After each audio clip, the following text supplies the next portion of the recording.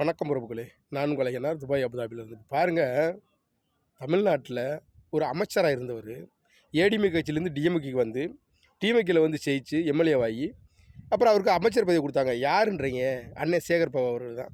அவர் சொல்கிறாரு, தமிழ்நாட்டில் நைட்டு 12 மணிக்கு பெண்கள் முழுமையாக நகை அணிந்து நீங்கள் பாதி நேரம் கூட போகலாம், பாதுகாப்பாக இருக்கும் தமிழ்நாடு, எந்த ஒரு பிரச்சனையும் இல்லை அப்படின்னு சொல்கிறாரு. நான் என்ன கேட்குறேன், இவர் தமிழ்நாட்டில் இருக்காரா வேறு எங்கேயும் இருக்காரா?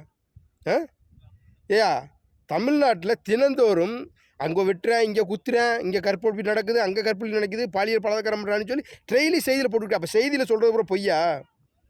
அப்போ நீங்கள் சொல்கிறத உண்மையா? கொஞ்சம் கூட மனச்சாட்சி இல்லாமல் எப்படியா பேசுகிறீங்க? உங்களுக்கு ஓட்டு போட்டு மக்கள் தேர்ந்தெடுத்திருக்காங்க. அந்த மக்களுக்கு உண்மையாக நேர்மையாக இருக்க பழகுங்க, சரிங்களா?